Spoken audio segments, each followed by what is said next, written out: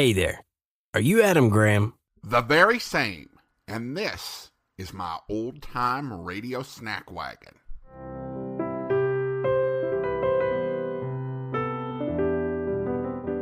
Welcome to the Old Time Radio Snack Wagon, where we serve up a bite-sized portion of old-time radio. And now, here's your Snack Wagon host, Adam Graham. Today we're serving up a listener favorite with another episode of The Family Doctor. We're going back to 1937 with the 6th episode of the series, Cupid Without Wings. Hello there. This is The Family Doctor.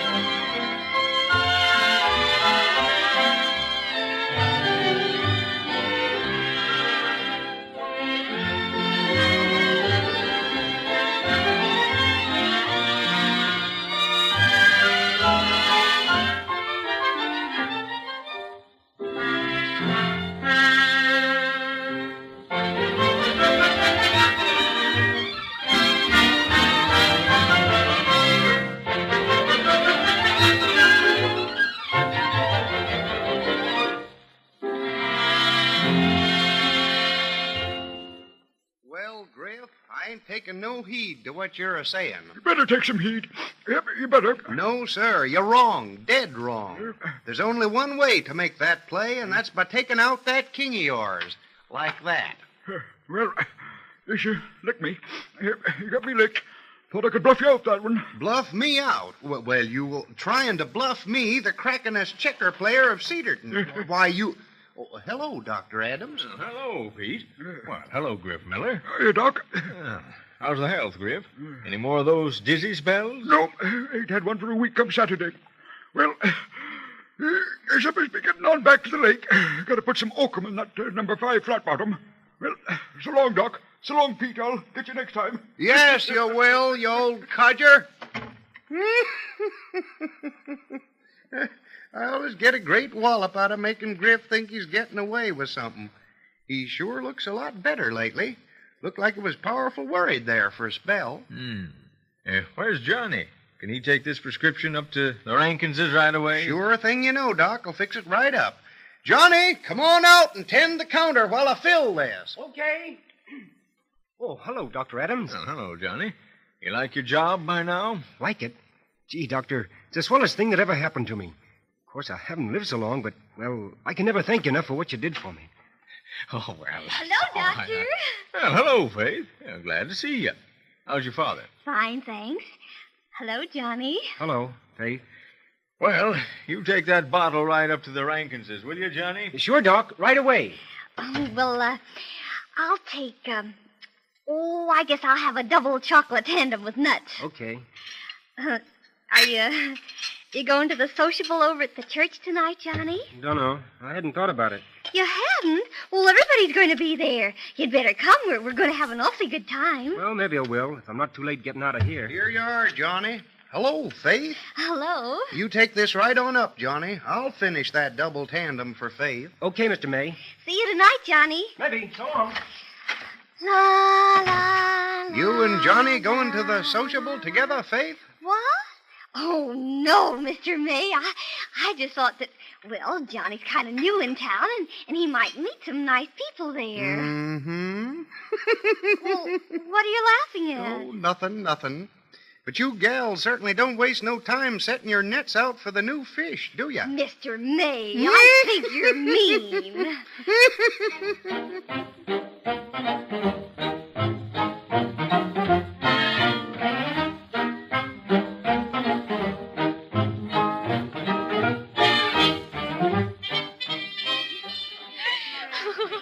Hasn't this been fun, Johnny? Haven't you enjoyed yourself? Oh, yeah, sure. Oh, I think young people ought to enjoy each other's company while they're young, don't you? Uh-huh. Oh, because if they don't, then they soon get tired of each other when they're old. Don't you think so? Uh-huh. Well, you don't seem very interested. Huh? Oh, yeah, of course I am, but I was just watching Mr. and Mrs. Bliss over there. Mrs. Bliss just handed Mr. Bliss a piece of paper. Oh. I think he's going to make another announcement. Well, then maybe we're going to have some more Now, entertainment. don't you question my judgment, Rip Bliss. I know what I'm doing. Yes, of course, my sweet. But I was just wondering if you thought it was a good idea to put your own daughter on the program you'd been arranging. Of course I think it's a good idea, else I wouldn't have done it. Yes, of course. Now, you go ahead, and I'll get Miss Maynard to give you a chord on the piano. Well, if you say so, my love.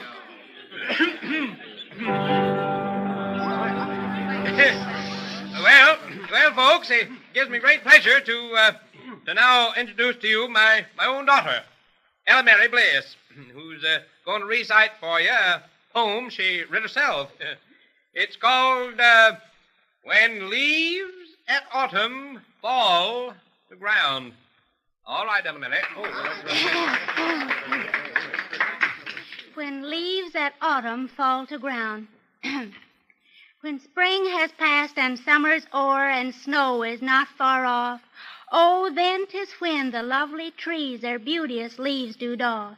The verdant green of tender buds become as red and brown, and all the world is sad and sad and dour when leaves of autumn fall to ground. How like life, or how like life is this sad time? How much do we resemble trees? How much? Oh, I can't do it. Goodness, wouldn't you know Ella Mary'd make a botch of the piece? Now she'll have another one of her spells. Rip, get up there and say something.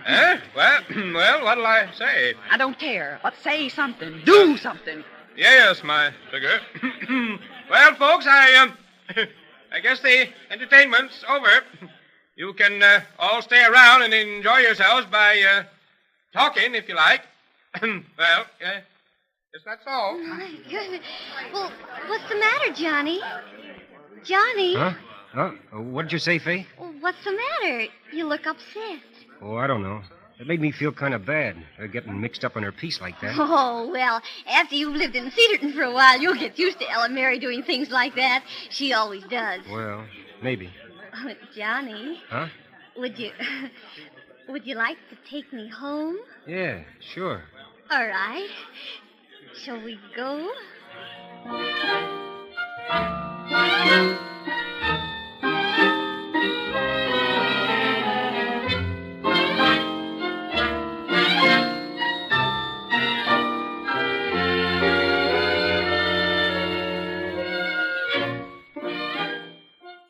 Now, don't you worry, Mrs. Bliss. Ella Mary's going to be all right. Yes, that's what I've been telling Marcy. You hush up, Rip Bliss. Yes, love. But, Dr. Adams, Ella Mary's been like this all her life. The least little thing, she gets upset. She cried all night long.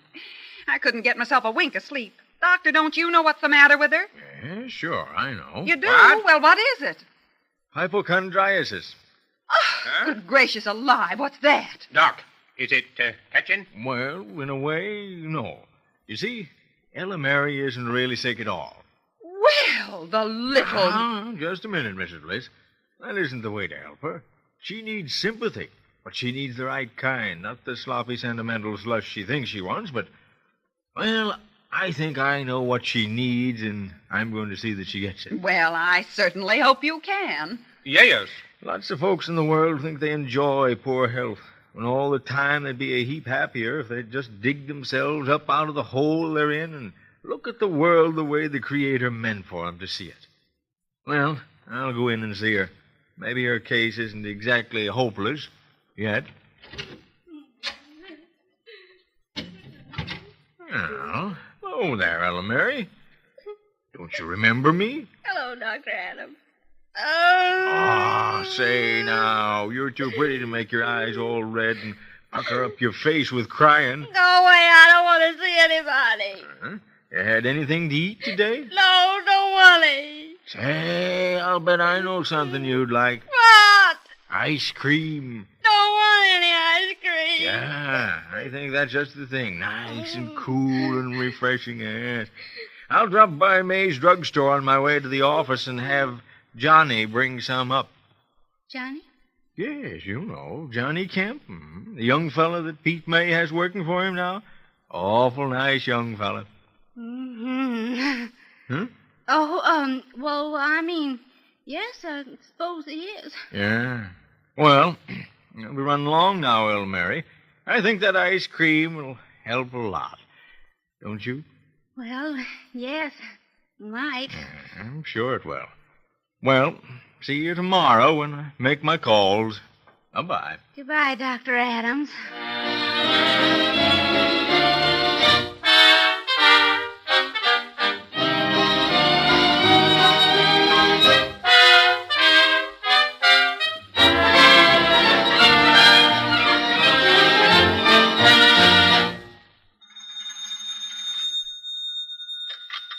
Hello, Dr. Adams speaking. Oh, hello, Lou.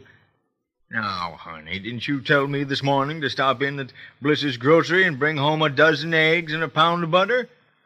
You ought to know that I do it without you. Huh? What's that? Oh, yeah, as I see. Mm-hmm. Oh, it's a dozen lemons and a pound of tea you want. Well, I did get 'em the right shape anyway, huh? All right, honey. Yes, it's all right. Yeah, goodbye. Yes, Luke. Yes, there's a patient just come in. I've got to go see who it is. It's all right, honey. I won't forget. Yeah, goodbye. Well, how do you... hello, Faith. Kind of a stranger up to my office. Nothing wrong, I hope. Yes, there's lots wrong, and you made it. Well, now... Me?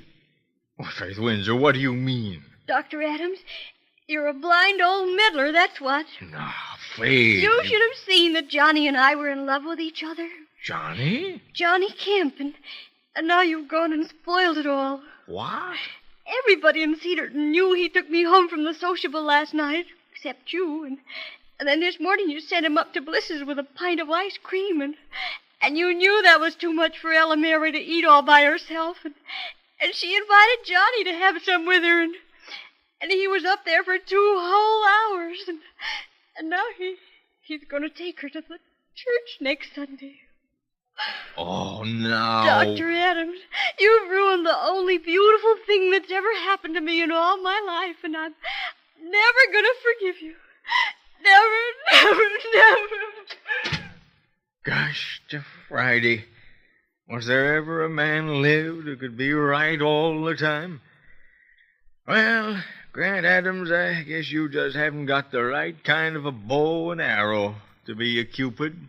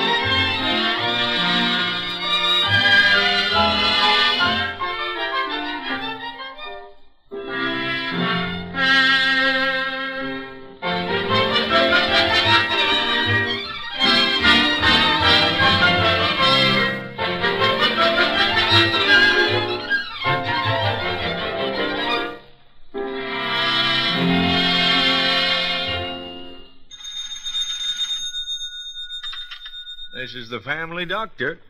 I'll be in to see you again right soon. Goodbye.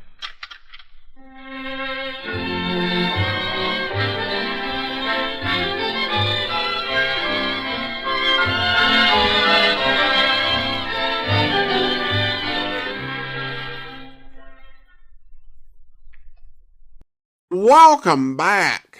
One reason that we play episodes of The Family Doctor is that they really are self-contained, but this is one which does have some callbacks for those who have been listening since the beginning. Grace first appeared in the series in episode 1, Johnny in episode 2, and Griff from episode 3 appeared just briefly.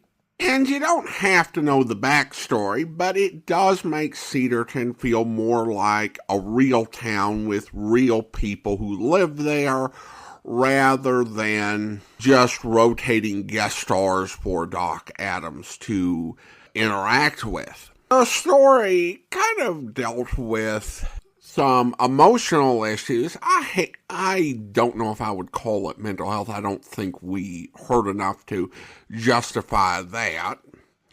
But you saw Doc Adams kind of deal with it in a way that we wouldn't necessarily choose to today, but I think nevertheless in a way that reflected compassion. And it certainly also reflected this idea that we probably should think about every once in a while, is whether the way we are showing sympathy or compassion is actually helping the person. And I think that's what he was focused on, for better or for worse, however you feel about the way it played out in this episode. Now, his solution was kind of common for this sort of hero. A small town older person helping someone younger in the community find their way. This illustrates the peril of doing that, though, because in a small town like Cedarton, people who aren't happy with you meddling in romantic relationships or are on the other side can develop some negative feelings about you. Of course, Faith is over-dramatizing her claim to Johnny. They just kind of went together, sort of, as she invited him and wasn't even formally dating him there. And honestly, Johnny felt bad for Ella May, and Faith's reaction would have led me to think, oh, so you guys just tend to bully her a lot in this town. So Faith probably did more to hurt her cause than Doc Adams did. Still, it was probably not the wisest decision for Doc Adams, but this episode shows his humanity, and that even though he's got some wisdom, he just does the best that he can. It's time for me to close up the old snack wagon, but don't worry, we'll be back with another serving of old-time radio goodness before you know it. If you want to enjoy some of our longer-form podcasts, you can feast away at my website at greatdetectives.net. Your emails are also welcome at adam@snackwagon.net. The Old Time Radio Snack Wagon comes to you from Boise, Idaho. Your host is Adam Graham. Sound production is by Rhines Media, LLC. You can listen to past episodes of the Old Time Radio Snack Wagon as well as connect on social media at our website at snackwagon.net. Email suggestions for episodes to adam@snackwagon.net. This has been the Old Time Radio Snack Wagon.